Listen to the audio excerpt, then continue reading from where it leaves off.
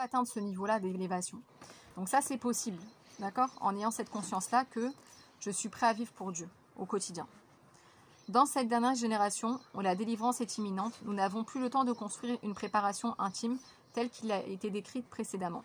Donc en fait, aujourd'hui, on n'a plus le temps de construire Nefesh, Ruach, Neshama, Chaya, Yechida, on n'a plus le temps.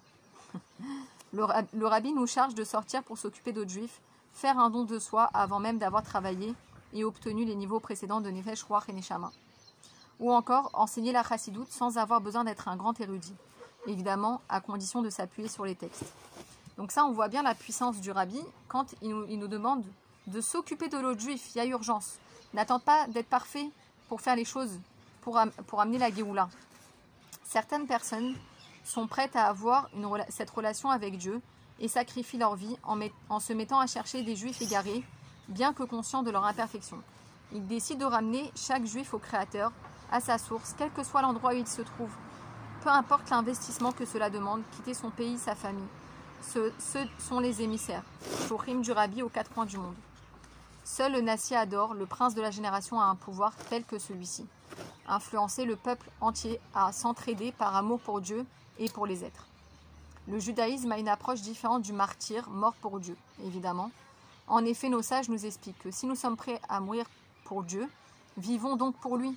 Soyons son armée sur terre. Le peuple juif célèbre la vie à chaque occasion. Les dates de fête sont éparpillées tout au long du calendrier hébraïque et évidemment, Baruch Hashem, les dates chassidiques ne manquent pas aussi. S'il arrive parfois que des vies soient retirées prématurément de ce monde, c'est aussi du fait que Dieu a décidé d'élever ses âmes plus haut que le niveau des tzadikim pour des raisons qui sont siennes. Ok, Marchovotechem, on dit ses pensées ne sont pas les nôtres. Ça veut dire que quand Dieu il retire des vies prématurément, comme par exemple les shtorim de Bombay, c'est des choses qu'on ne peut pas comprendre et il ne faut pas chercher à comprendre. C'est Hachem qui a décidé et c'est comme ça.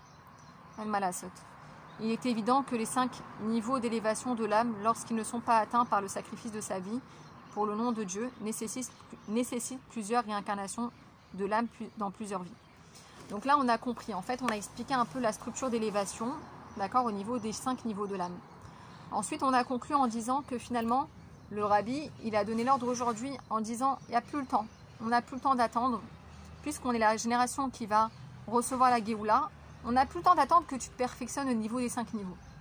Alors moi, je te dis déjà, vis au niveau d'Yechida, puisque c'est le Melech HaMashiach qui éveille cette Nekuda de Yechida dans chaque juif, puisque le Mashiach, il est le niveau de Yechida de chaque juif.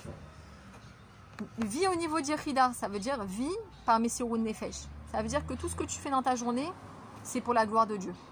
Et même si c'est les choses les plus anodines, alors oui, je le fais pour Akadosh Baruch Hu, pour dévoiler la présence de Dieu sur terre. Voilà, mesdames, je pense qu'on va s'arrêter là pour aujourd'hui. Si vous avez des questions, avec plaisir, ouvrez les micros, les caméras, tout ce que vous voulez. Avec plaisir, ouvrez les micros, les caméras, tout ce que vous voulez. Merci Anaël, Kolakavod, vraiment. J'ai beaucoup appris et tu as mis la lumière sur tous les concepts de base de Chassidou. Moi, je l'ai appris sur le terrain, à force d'écouter les sirotes, d'étudier les sirotes, m'approfondir, d'étudier Tania. Mais là, tu as peut-être, parce que j'ai déjà beaucoup d'années de Chassidou derrière moi, mais là, tu as fait le A plus B plus C, tu m'as fait tout vraiment clair dans les notions de base. Bah ça va, j'espère que c'était clair pour tout le monde. Si vous avez des questions, c'est très bien, très intéressant. Vraiment. Et ça va vous aider, ça vous aidera à mieux comprendre tous les autres shurim, et le Dvar Malchut, et l'étude du Tanya même. Le Tanya aussi, il reprend toutes ces... C'est basé sur toutes les nékudotes du Tanya, j'imagine, hein, Naël? Oui, mais vous avez fait le... Ça, c'est c'est tous les mamarim. Vous avez tout organisé. Voilà, il faudrait qu'on achète ton livre, je ne l'ai pas encore fait, mais c'est très important si on veut. Il m'en reste quelques-uns. Alors, garde-moi un côté, au moins 2-3 au moins, pas de problème. Charco Anaël. Maintenant, si vous avez encore le temps, mesdames, avec plaisir. Merci Anaël. Si vous avez